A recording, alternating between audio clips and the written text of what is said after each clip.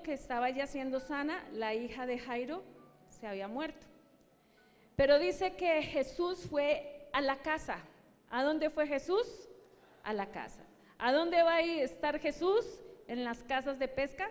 Pues ahí en las casas de pesca. Y dice que Jesús entró y oró por la niña y ella fue resucitada.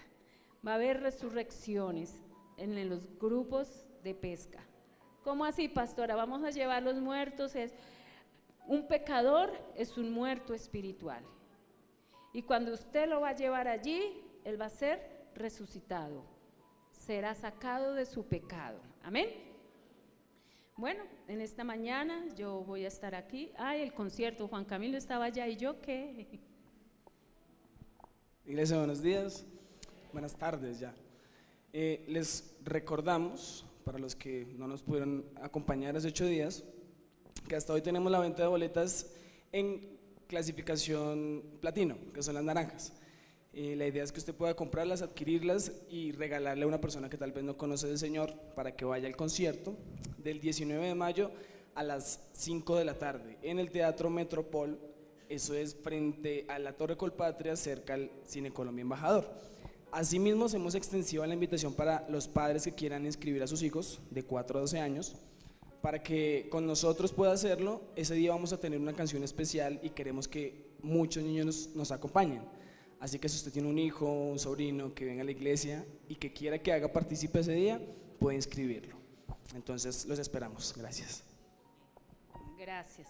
Van a quedar grabados ahí en el CD. Primero en el cielo y después en el CD. Usted imagina la voz de su hijito. Ay, usted dice, ay, ese es el mío. Bueno, vamos a orar y vamos a entrar en la palabra del Señor. Señor, yo te doy gracias una vez más por este tiempo, por esta mañana. Gracias, Dios, porque tú has sido bueno, Señor, y nos has traído a este lugar simplemente con el hecho de traer libertad a nuestras vidas, Dios. Señor, gracias por tu eterno amor, por tu perdón, por la presencia de tu Espíritu Santo. Por eso hoy disponemos todo nuestro ser, nuestra alma, nuestro cuerpo, nuestro espíritu, Dios, para que tu palabra entre en nosotros y haga mella y traiga libertad, Padre Santo. Gracias por este tiempo, Señor. Una vez más me dispongo delante de ti, siendo un canal de bendición para cada uno de los que están acá. Llena mi boca, Señor. Dame el poder y la autoridad que solo proviene de ti, mi Señor. Y gracias por todo lo que estarás haciendo. Toda la gloria es para ti. En el nombre de Jesús. Amén y amén. El domingo pasado el pastor nos habló, ¿cierto?, de lo que era el peligro de dejar endurecer el corazón. Y nos daba como 10 razones o 10 consecuencias de lo que pasaba cuando uno dejaba endurecer el corazón. Nos habló del profeta Elías, que aún en medio de la dificultad que tenía tan grande, él no dejó que su corazón se endureciera, ¿cierto? Nos habló y nos dijo que aunque tenía un problema aplastante, una tribulación ahí que no lo dejaba, no se apartó de Dios. También nos enseñó que dejó a su Espíritu Santo, que era el Paracleto, que en esos momentos tan difíciles que teníamos, gracias Pablito, el Espíritu de Dios iba a estar para ayudarnos. Era el que no nos iba a dejar, no nos iba a soltar, no nos iba a desamparar, sino que todo el tiempo iba a estar ahí, ¿cierto? Entonces, hoy vamos a mirar algunas razones también porque se puede endurecer el corazón, pero también vamos a ver las ventajas de tener un corazón no duro al Señor, un corazón sensible a las cosas de Dios. Pero vamos a mirar en el libro de Mateo, capítulo 24, versículo 12. Vamos a ver por qué se puede endurecer el corazón. Cuando esté allí me dice amén. Mateo 24, versículo 12. Dice: y por haberse multiplicado la maldad, el amor de muchos se enfriará. Lo primero que hace un corazón cuando se endurece es que el amor no está, ¿cierto? Se enfría. Vamos a Apocalipsis capítulo 2, versículo 2. Y está hablando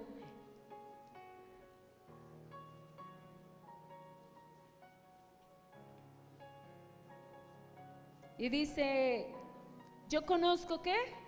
Tus obras y tu arduo trabajo y paciencia, y que no puedes soportar a los malos, y has probado a los que dicen ser apóstoles y no lo son, y los has hallado mentirosos. Y has sufrido y has tenido paciencia y has trabajado arduamente por amor de mi nombre y no has desmayado. Versículo 4. Pero tengo contra ti que has dejado tu primer amor. Dice tu primer amor. A la palabra de Dios no se le quita ni se le añade nada, pero vamos a no pronunciar tu primer amor, sino dice: pero tengo contra ti que has dejado tu amor. Cuando una persona deja endurecer su corazón, el amor se seca, el amor se va. Y se supone que lo que nos sostiene a nosotros y lo que debe haber en nuestra vida es el amor de Dios. El pastor hablaba del desánimo. Cuando una persona viene con desánimo, dice que endurece el corazón. Una persona cuando ha dejado el amor de Dios, ha dejado endurecer su corazón. Y podemos ver que aquí, cuando está hablando es a la iglesia. No le está hablando a los de afuera. Le está diciendo aquí, a los que estamos aquí. Y le está diciendo el Señor: yo conozco tus obras. Yo sé que tú eres diligente. Yo sé que tú haces las cosas bien. Y tu arduo trabajo y paciencia, te he visto trabajar, sé que has sido paciente, esperando ahí en las cosas del Señor, que tienes discernimiento, porque cuando Él le dice, y sabes quiénes son profetas, quiénes son apóstoles y quién no, era una iglesia que tenía discernimiento, era una iglesia que tenía dones, pero que a esos dones se les había olvidado el amor. Cuando usted lee Primera de Corintios capítulo 13, al final del versículo dice que hay tres cosas: la fe, la esperanza y el amor. Que el amor es el que debe de permanecer para siempre. Entonces, cuando usted deja que el amor se salga de su vida, y eso es lo que quiere venir a hacer el ¿qué? El desánimo, a secar el amor de Dios. No su amor, porque el amor de nosotros es condicional. Desafortunadamente nosotros condicionamos nuestro amor. Si nos tratan bien, pues así mismo también. Si nos aman, si nos respetan, pues también amamos y respetamos. Pero el amor que Dios quiere en nuestra vida es el incondicional. Y hay algo que también ayuda al desánimo, y lo que viene a que el amor de Dios se seque en nosotros, y se llama la culpa. Hay culpa que nosotros queremos descargar sobre otros, queremos descargar nuestras frustraciones. Cuando sentimos culpa que hemos hecho algo mal, no solamente queremos nosotros hacernos sentir mal, sino a los que nos rodean, a los que están al lado de nosotros. Dice que hay que aceptar nuestra responsabilidad por el fracaso propio. Hicimos algo, no nos salió bien, debemos de asumir esa responsabilidad. Lo que nosotros hicimos mal. No podemos buscar la excusa del esposo, del trabajo, de los hijos o de nuestro contorno. Usted debe de asumir que se equivocó, que la embarró y esas traen unas consecuencias que usted debe de asumir. Y esas consecuencias que usted asume es la responsabilidad. No se la delegue, no se la ponga a ninguna otra persona, sino diga, sí, yo hice lo que no tenía que hacer, me equivoqué, asumo mi responsabilidad. Y es esa culpa que a veces no nos quiere dejar ser libres, que nos quiere atar a nuestro pasado, que quiere que estemos ahí estancados, trancados y no avanzar más. Esa culpa va acompañada con una palabra que es, y si yo no hubiera hecho, y si yo no hubiera dicho, y si yo no hubiera ido, y si yo no hubiese salido a tal hora o no hubiese ido a tal lugar, ese y si yo no debe de estar en nosotros.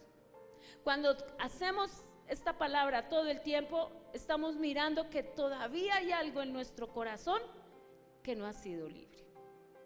Es la culpa. Pero a pesar de esto es como una culpa que nosotros manejamos en nuestra carne, que a veces nos es fácil de soltarla, de dejarla.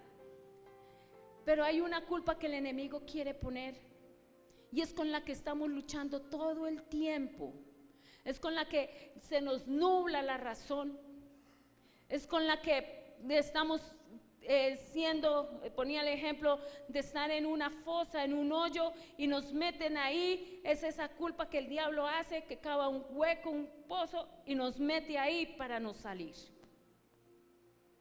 Entonces hay una culpa que yo puedo manejar, la de mis equivocaciones, pero hay otra que el enemigo aprovecha para estancarme, para secarme, para no dejarme avanzar. Y cuando tenemos esa culpa, nos podemos pasar todo el tiempo lamentándonos y tener autocompasión de nosotros, o que nos tengan compasión, pesar, misericordia, pero el Señor no quiere eso de nosotros. El que genera culpa quiere excusarse. Y una excusa es el motivo o pretexto que se invoca para evitar una obligación. Es donde yo me disculpo, o es disculpar una falta o justificar una omisión, o no hacer algo que se me ha dicho. Las excusas como tal son las razones que permiten que una persona salga libre de su culpa o de su responsabilidad que se le achacan o que se le colocan ahí a la persona. Entonces, nosotros también buscamos la excusa para no afrontar el error que hicimos, para no decir, listo, sí, yo sé que la embarré, sé que no hice lo que tenía que hacer. Buscamos el pretexto para hacerlo. Pero como el Señor no deja esto, Él siempre es blanco o es negro, no es gris. Él nos confronta con su amor. Él nos muestra en dónde nos hemos equivocado. Algo que yo aprendía y lo he enseñado es que cuando usted no hace lo que dice la palabra o no acepta lo que dice la palabra, está dejando endurecer su corazón. Ejemplo, la Biblia nos habla que nosotros debemos de perdonar, ¿cierto? Que debemos de amarnos los unos con los otros, que no debemos de tener ofensas guardadas, que no debemos de tener raíces de amargura. La palabra del Señor nos dice que debemos de guardar nuestro corazón, porque de él mana la vida. Pero cuando usted no perdona, cuando usted deja esas raíces de amargura ahí, cuando usted quiere seguir en su pecado, no está obedeciendo, y el no obedecer hace que su corazón se le endurezca.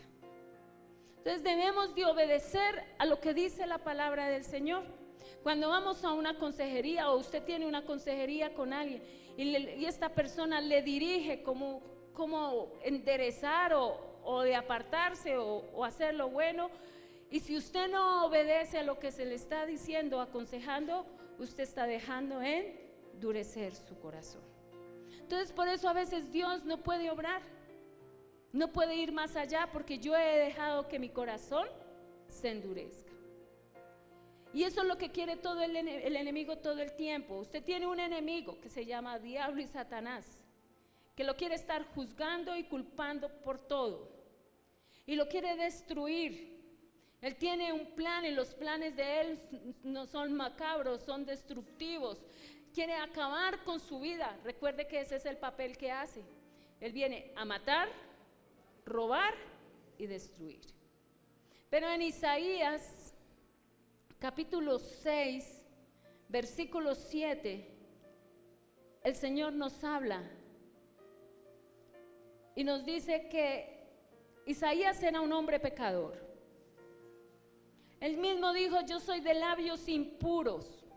De pronto hablaba maldad, decía mentiras, podemos pensar groserías, o era una persona muy negativa con su manera de hablar. Pero Isaías tenía un llamado. Isaías quería servirle al Señor, pero para poderlo hacer necesitaba ser limpio.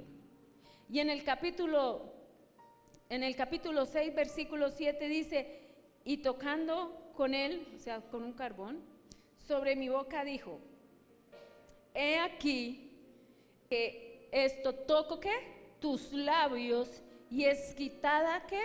Tu culpa, y limpio tu pecado. Y a veces eso es lo que no nos deja caminar con el Señor, la culpa que tenemos ahí.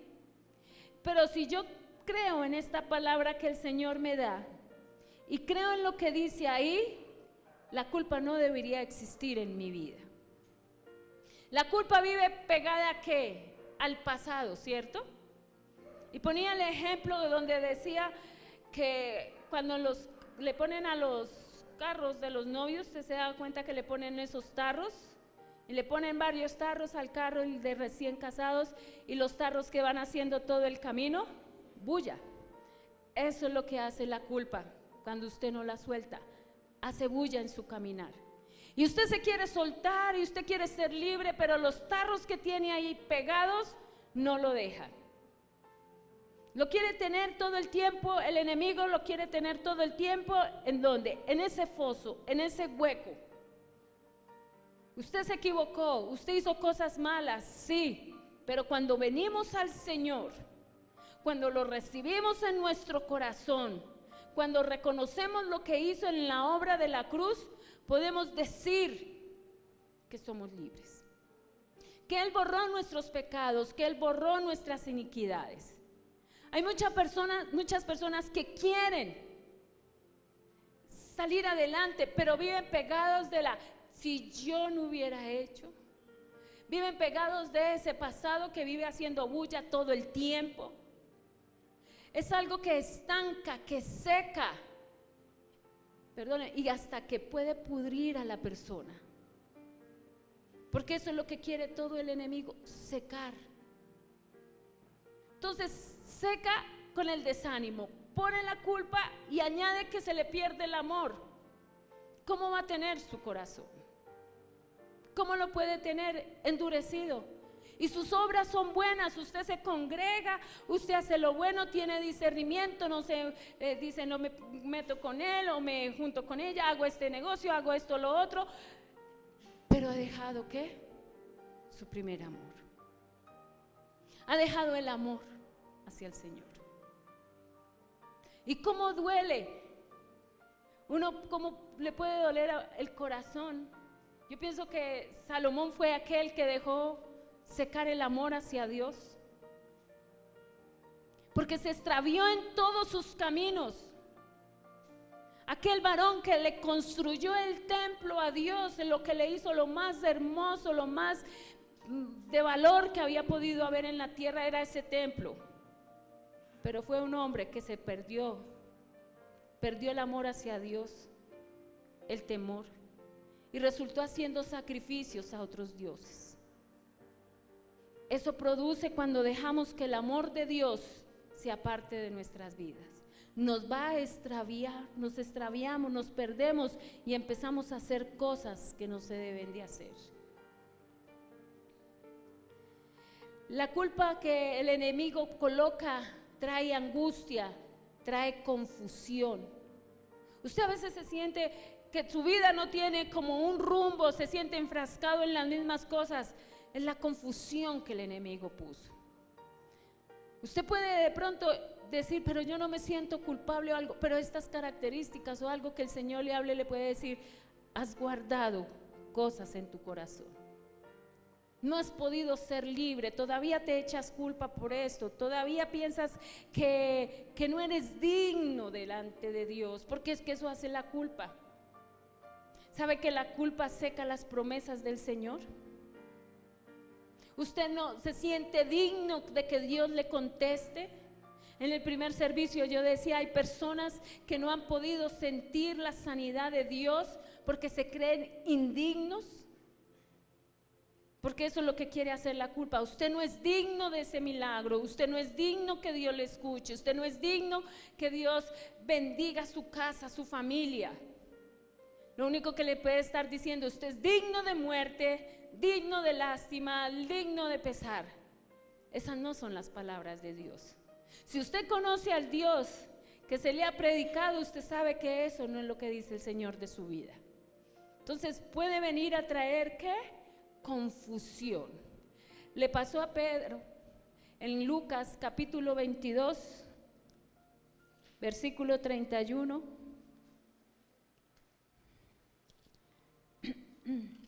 Lucas 22,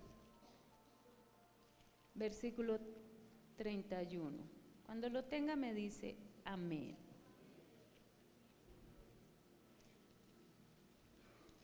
Veintidós, 31, ¿cierto? Y dice que Jesús anuncia la negación de Pedro. Y dijo también el Señor, Simón, Simón, he aquí Satanás os ha pedido para zarandearos como a trigo. Pero yo he rogado por ti que tu fe no falte, y tú una vez vuelto confirma a tus hermanos. ¿Qué le estaba diciendo Jesús a Pedro? Que el enemigo lo había pedido ¿para qué? Para sacudirlo. Y en esa sacudida lo había podido hasta matar. Porque Pedro, claro que aquí no lo nombra como Pedro, sino como Simón. Porque allí todavía era ese Pedro lleno de emociones. ¿Se acuerda que él mismo dijo, yo iré a la cruz por ti, yo pondría mi vida por ti? Pero Jesús no le dice Pedro, le dice Simón,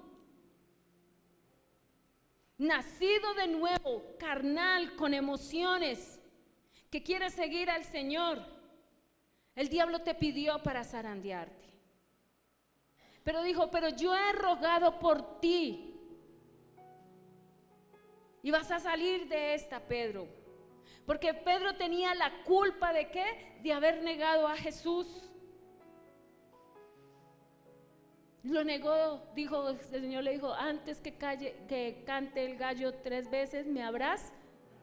Y así fue. El que anduvo con él, el que dijo que iba a dar su vida por él.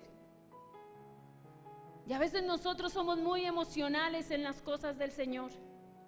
Y como enseñaba el pastor hace 15 o 20 días, dice que Él sopesa, o sea que Él mira lo que realmente hay en nuestro corazón. Y Jesús vio que Pedro estaba sufriendo. Jesús vio que Pedro de verdad estaba arrepentido. Pero el que no lo quería soltar era el diablo y lo quería tener atado a esa culpa. Pero él se soltó, dijo, cuando Jesús se le apareció y le dijo, él fue libre. Y el Señor se nos aparece en esta mañana a través de su palabra para decirnos que no debemos de estar culpándonos por todo lo que hicimos. Pero el enemigo, él fabrica, él entreteje, él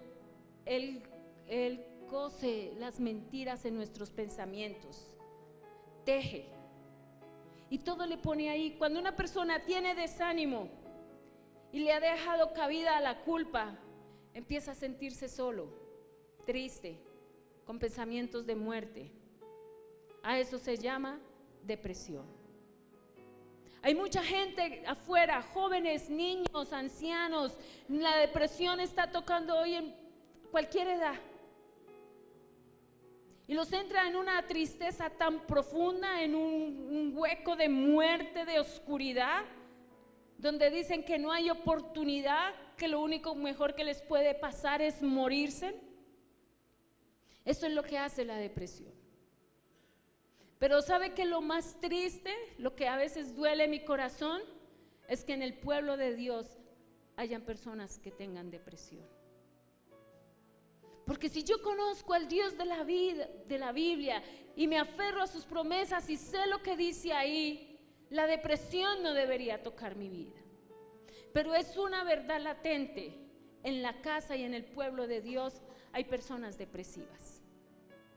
Personas que necesitan tomarse algo para dormir, para descansar, para olvidarse de sus problemas. ¿Pero por qué? Porque el enemigo todo el tiempo les está culpando. Cuando una persona se ha dejado ganar de esto, ¿usted piensa que las promesas de Dios viven en ella? No. Una persona que ha entrado en un estado depresivo, en un estado de soledad absoluto, las promesas de Dios no tienen vida en ellos. Están muertas, están secas, están paralizadas. Está como el valle de los huesos secos, ahí muertos, oscuros. ¿Qué es lo que nos da vida a nosotros, los que somos hijos de Dios? Las promesas. Y las promesas de Dios no están en pasado, no están en futuro, están en un presente continuo. Pero usted piensa que esas promesas ya quedaron atrás. Usted mismito las sepultó, usted mismito las guardó allí. Es más, yo no sé si usted sabe que es una promesa de Dios en su vida. Yo no sé si usted tiene una promesa de Dios con la que usted se levanta y se aferra ahí. Usted no está esperando que se cumpla ya. Usted dice, yo confío en lo que el Señor me dijo. Yo sé en lo que el Señor me ha prometido.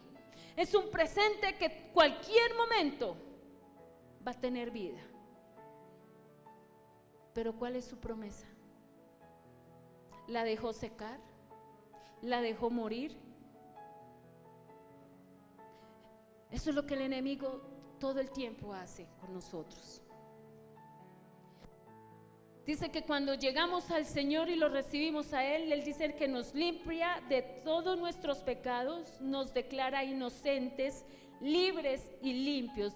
Dice que absorbe nuestra culpa, nuestro pecado. Absorber, chupar. Cogió todo y se lo llevó. Pero usted quiere andar con los tarritos, que le hagan bulla con su pasado. Eso es lo que usted quiere. Recuerde que cuando usted hace eso está alimentándola con misericordia, la autocompasión, que le tengan lástima, que le tengan pesar.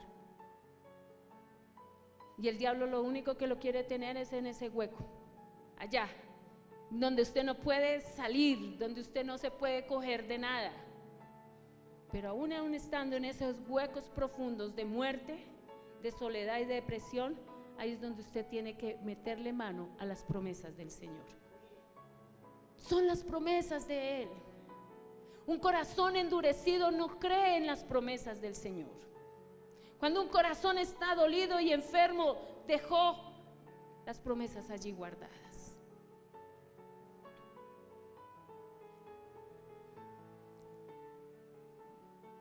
Dice que absorbió, ¿no? Se chupó todo. Y lo acabamos de leer en Isaías. Cuando sentimos esta clase de culpa, todo el tiempo nos hace pensar que fallamos. Nos sentimos desamparados, destruidos. El enemigo es el que nos declara todo tiempo culpable. Vuelvo y repito, él fabrica, teje y calcula todo esto en su pensamiento, hasta que usted se hace sentir seco. Usted siente que está en un desierto seco, que está abandonado. Cuando pasamos por los desiertos, a veces nos sentimos abandonados, pero hay desiertos está el desierto de Dios y el desierto donde el enemigo nos quiere llevar por la culpa. En el desierto de Dios hay provisión, hay cuidado, no hay enfermedad. O cuando ellos anduvieron los 40 años, ¿había alguno enfermo? No. Siempre hubo provisión, siempre hubo maná, siempre hubo vestido, siempre estuvo la presencia de Dios. Pero cuando es el enemigo que nos lleva a esos desiertos, es para acabarnos, para decir que estamos desamparados. ¿Y puede venir la enfermedad? Claro, porque el enemigo siempre será lo contrario a lo de Dios. Y allí en ese desierto del abandono es donde hace mella la depresión, donde viene y quiere acobijar. Yo hablaba en el primer servicio y les decía, el único refugio que encuentra la persona es la cama. No quiere salir de ahí. Y a veces usted tiene que levantar y reprender esa cama y decirle, me suelta. Decía el pastor, lo coge Sabanás y lo enreda. Pero eso hace la depresión. Una cosa es hacer perecita, una cosa es querer dormir hasta tarde. Pero cuando ya la persona no quiere salir de ahí, es su único refugio, usted tiene que reprender eso. Porque vuelvo y repito, es el refugio que uno tiene para esconderse de sus problemas, de sus necesidades.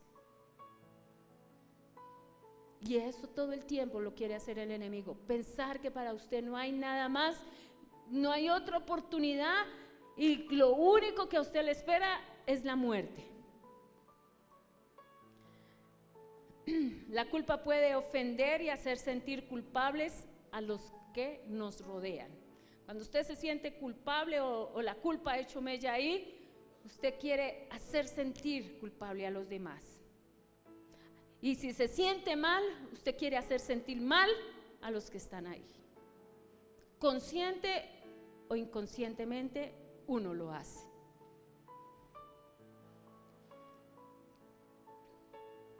Todo el tiempo el enemigo va a estar entretejiendo en nuestros pensamientos y la culpa y el desánimo se unen y nos hacen un complot para destruirnos.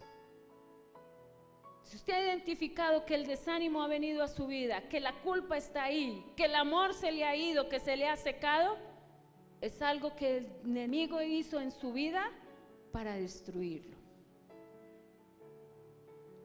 El no hacer o practicar lo que nos han enseñado endurece ¿qué? El corazón. Solo el Espíritu Santo nos puede ayudar. Permanecer en el pecado endurece el corazón. La culpa trae pena, trae dolor, trae tristeza, trae un padecimiento interno. Y siempre usted está sintiéndose infortunado o inafortunada.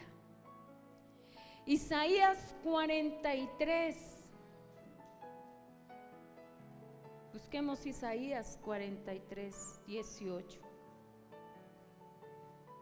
Y es otra promesa muy bonita que está ahí. Es una palabra que el Señor nos dejó.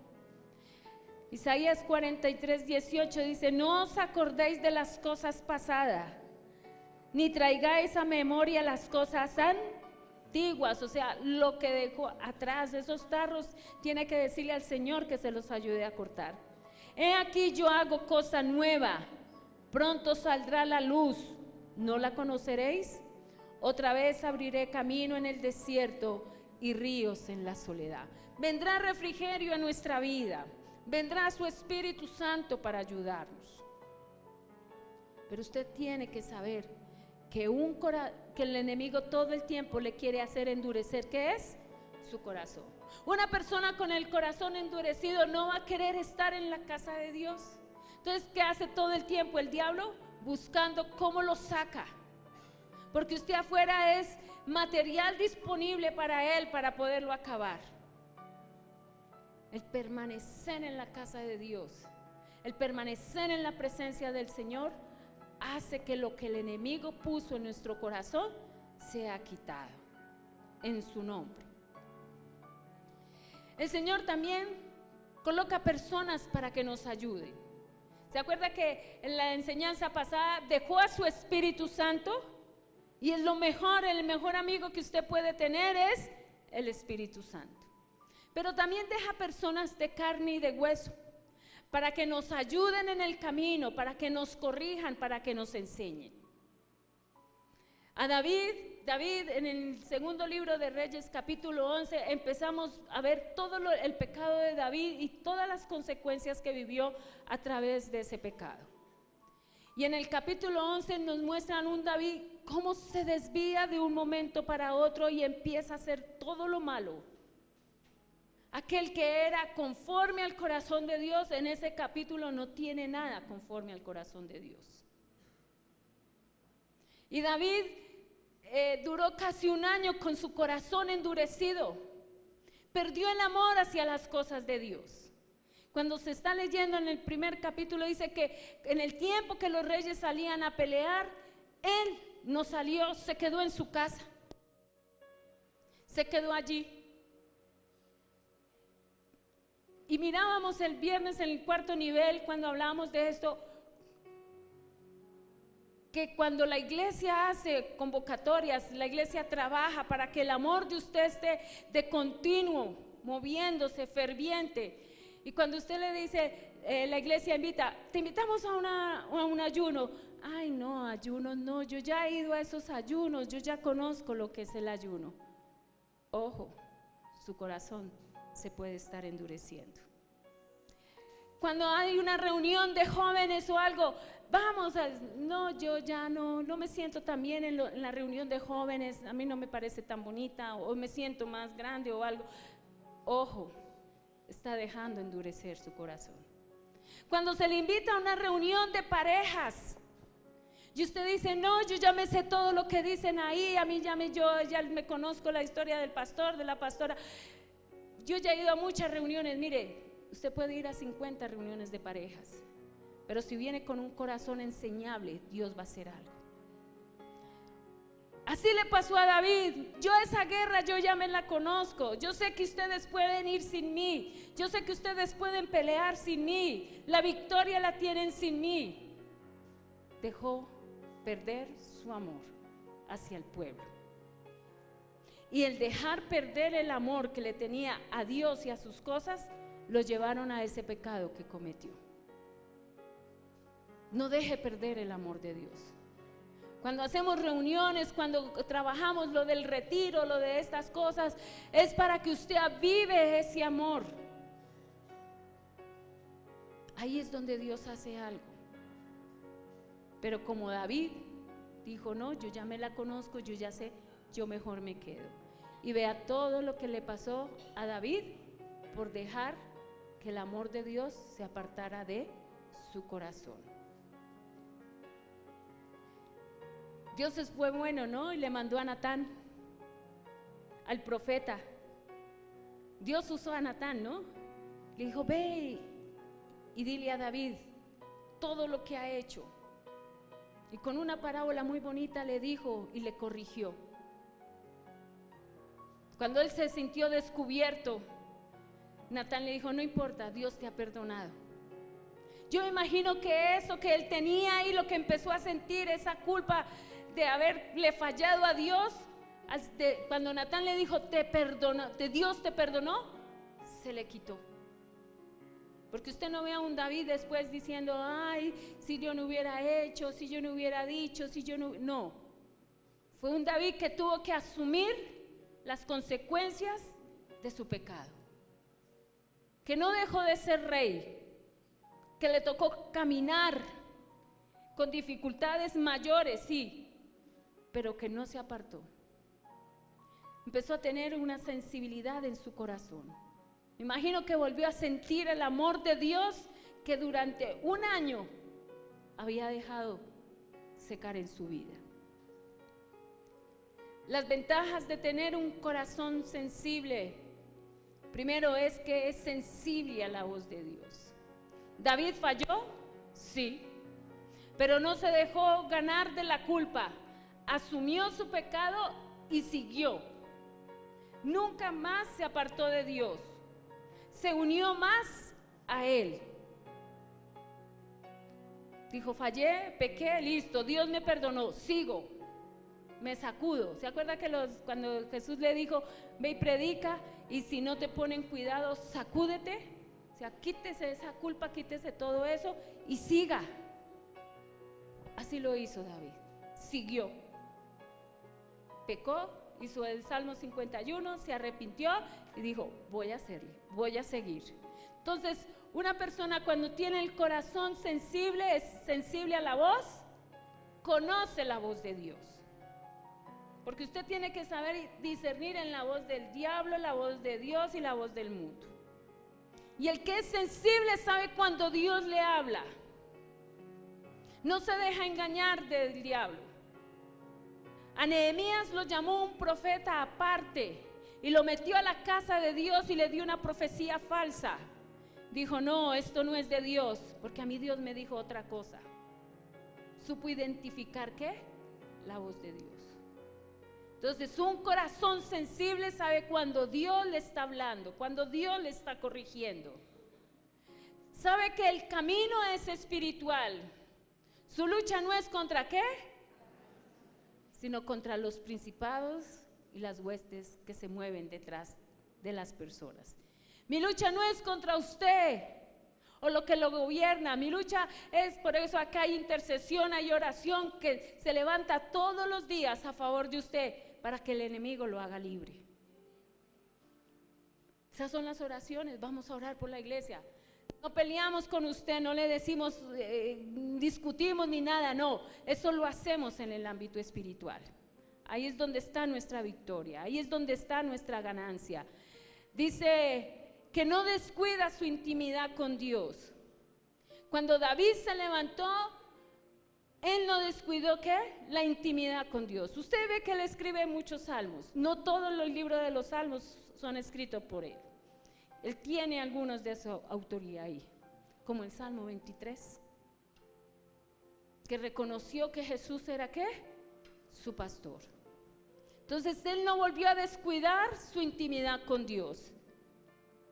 Aceptó con facilidad sus errores. Y eso hace una persona cuando tiene el corazón sensible. Acepta con facilidad sus errores. No pierde el deseo de servir a Dios por más problemas que tenga. ¿Qué hizo todo el tiempo David? Servir al Señor. ¿Cuántas veces David no se encontró a filo de morir? Muchas veces. Pero siempre permaneció sirviéndole al Señor. ¿Usted cómo sirve? Dice, bueno, es mal, yo no sirvo aquí en la iglesia. Sí, usted no sirve aquí, pero sirve afuera. Cuando usted le lleva el mensaje a alguien, cuando abre su casa de pesca, ya está sirviendo, está diciéndole al Señor que está ahí, dispuesta su vida para servir. ¿Pueden venir problemas, pueden venir dificultades? Sí. En estos días entraron ciertas personas al ministerio, alguien abrió su casa para la casa de pesca y purrundún, se le vinieron conflictos. Pero como tiene un corazón sensible y lleno de amor, no se dejó vencer. Dijo, no importa, seguimos. Son las luchas, nosotros luchamos, tenemos dificultades, pero no perdemos el deseo de servirle al Señor por más dificultades que podamos tener. Es algo que Dios pone ahí, es el amor. Por eso cuando le estaba hablando a la iglesia de Efeso, ¿qué le dijo? Yo conozco tus obras, conozco lo que tú haces, tienes dones, fluyes en el Espíritu, haces cosas, pero has perdido ¿qué? No se puede dejar. ¿Y qué quiere hacer todo el tiempo? La culpa y el desánimo, secar el amor. Por más dificultades que usted tenga, usted no puede perder el deseo de servir a Dios. ¿Y sabe qué hace una persona con un corazón sensible? Cree en las promesas de Dios. Y es curioso que en el servicio anterior yo podía sentir en mi espíritu como muchas personas no tienen ni siquiera una promesa de Dios en su vida,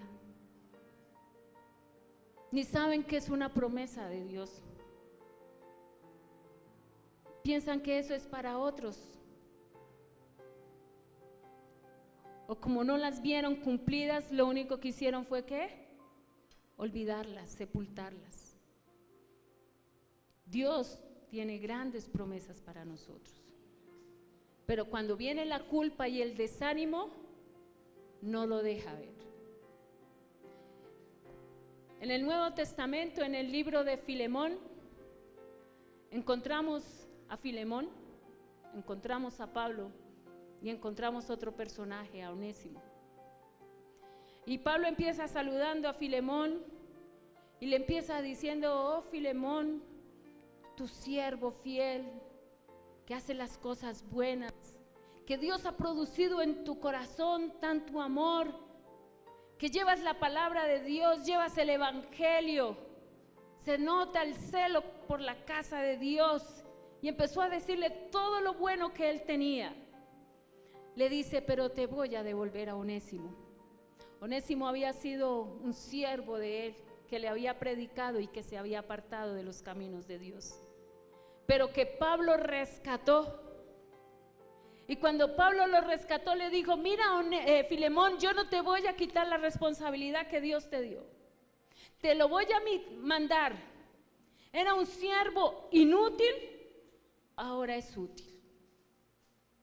Otra vez Dios pone en el camino personas para sacar. Onésimo se había podido quedar ahí en su culpa, en su fracaso, en su situación difícil, pero alguien lo rescató. Así es Dios con nosotros.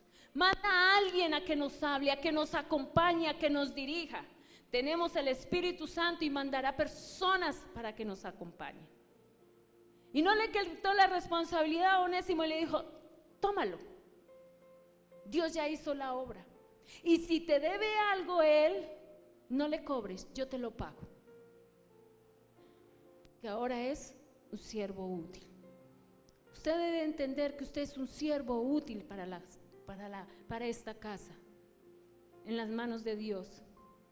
Pero si usted se dejó ganar de la culpa, si usted se dejó ganar del desánimo, si usted sepultó las promesas que Dios tiene para su vida, yo le quiero decir que el diablo ha ganado en su vida y ha secado el amor. Ha dejado que su corazón se endurezca. Dice que Él quita este corazón de piedra y pone un corazón de carne. Se lo está diciendo al pueblo, porque el pueblo deja endurecer su corazón. El no tenerlo lubricado con la presencia del Espíritu Santo, con no tenerlo lubricado con la palabra, con sus promesas que son de en todo tiempo presente, nos vamos a dejar secar. Y pueden venir situaciones difíciles, pero aquel que ha dejado su culpa allá sepultada, la dejó en ese hoyo y salió adelante, allá se tiene que quedar. Ya no puede decir: si yo no hubiera hecho, si yo no hubiera dicho, si yo no hubiera cometido. No dejes que esos tarros les suenen más. ¿Qué dijo Isaías? Quitada es tu culpa y tus pecados son perdonados. No traigas a memoria. Eso lo dice. Y cuando no lo hacemos, pecamos, porque estoy trayendo a memoria ¿qué? Mi pasado. Y ese pasado me dice que no soy digno de la misericordia del Señor. Y hoy en esta mañana, cuando estemos orando, lo que usted tiene que poner en su corazón es decirle: Dios, si he tenido desánimo, he dejado que mi corazón se endurezca, y si dejó las promesas del Señor allá escondidas, ¿por qué no las desempolva en esta mañana y le dice a Él que le ayude? Y si no las conoce, el mejor que le puede hablar a su corazón es el Espíritu Santo. Pero las promesas no se las da un hombre, se las da el Señor. Y las promesas están acá. 3,000 y pico de promesas usted tiene en este libro. Yo no sé de esas 3,000 si tiene una. o si conoce alguna. Y si no la tiene, pase tiempo en la presencia del Señor. Recuerde que es el presente continuo en lo que a usted le da fuerza para seguir adelante. Así que nos vamos a poner de pie y usted va a presentar su corazón delante de Dios.